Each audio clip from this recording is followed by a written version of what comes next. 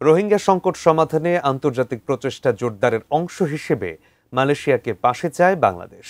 বিশেষ করে দক্ষিণ পূর্ব এশিয়ার দেশগুলোর আঞ্চলিক জোট আসিয়ানের সভাপতি হিসেবে মালয়েশিয়ার এই ভূমিকা কাজে লাগাতে চায় অন্তর্বর্তীকালীন সরকার। মালয়েশিয়ার রাষ্ট্রায়ত্ত বার্তা সংস্থা বারনামাকে দেয়া বিশেষ সাক্ষাৎকারে প্রধান উপদেষ্টা ডক্টর মোহাম্মদ ইউনূস এমন প্রত্যাশার কথা জানিয়েছেন। এ নিয়ে বিস্তারিত থাকছে জান্নাতুন নাহার জেরির ডেস্ক রিপোর্টে। বাংলাদেশের অন্তর্বর্তী সরকারের প্রধান উপদেষ্টা অধ্যাপক ডক্টর মোহাম্মদ ইউনূস ৩ দিনের রাষ্ট্রীয় সফরে মালয়েশিয়ায় গিয়েছিলেন।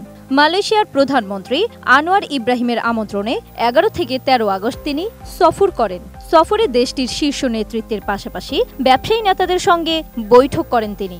সেখানে বেশ কয়েকটি দ্বিপাক্ষীয় চুক্তির মধ্যে ছিল রোহিঙ্গা ইস্যুও। মালয়েশিয়ার রাষ্ট্রায়ত্ত বার্তা সংস্থা বারনামা গত ১৪ আগস্ট একটি সাক্ষাৎকার প্রকাশ করেছে। ডক্টর ইউনূস বলেছেন, রোহিঙ্গা শরণার্থীদের আশ্রয় দেওয়ার অভিজ্ঞতা এবং আসিয়ানের নেতৃত্বের অবস্থানের কারণে মালয়েশিয়া এই আঞ্চলিক সংকট সমাধানে গুরুত্বপূর্ণ ভূমিকা পালন করতে পারে।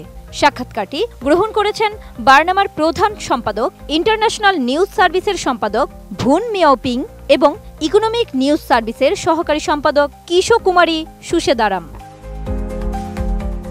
ডক্টর ইউনূস জানায়, বাংলাদেশ আশা করে মালয়েশিয়া তাদের এই সংকট সমাধানে নেতৃত্ব দেবে, যাতে এই সমস্যা খুব তাড়াতাড়ি কাটিয়ে ওঠা যায়। তিনি সতর্ক করে আরও জানায়, মিয়ানমারের রাখাইন রাজ্যে আরাকান আর্মি এবং সরকারি বাহিনীর মধ্যে চলমান সংঘর্ষ রোহিঙ্গা সংকটকে আরও জটিল করে তুলছে। এর ফলে নতুন করে রোহিঙ্গারা সীমান্ত পেরিয়ে বাংলাদেশে আশ্রয় নিতে বাধ্য হচ্ছেন।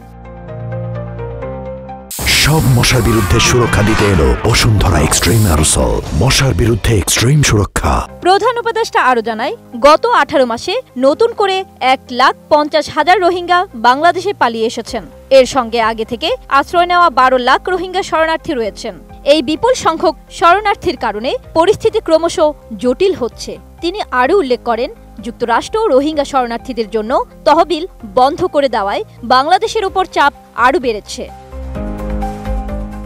রোহিঙ্গা সংকটের টেকসই সমাধানের জন্য আগামী কয়েক মাসে 3টি আন্তর্জাতিক সম্মেলনের আয়োজন করার কথা উঠে আসে ওই সাক্ষাৎকারে। প্রথম সম্মেলনটি চলতি মাসের শেষে কক্সবাজারে অনুষ্ঠিত হবে, যা বাংলাদেশের রোহিঙ্গাদের দায়িত্ব নেওয়ার 8 বছর পূর্তি উপলক্ষে আয়োজিত হবে। দ্বিতীয় সম্মেলনটি সেপ্টেম্বরে জাতিসংঘের সাধারণ পরিষদের অধিবেশনের সময় অনুষ্ঠিত হবে। তৃতীয় সম্মেলনটি বছরের শেষে কাতারের দোহায় অনুষ্ঠিত হওয়ার কথা রয়েছে।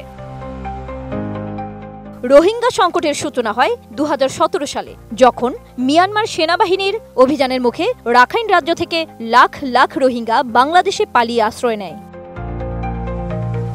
জান্নাতুন Nahar Jerry, desk report, ATN news.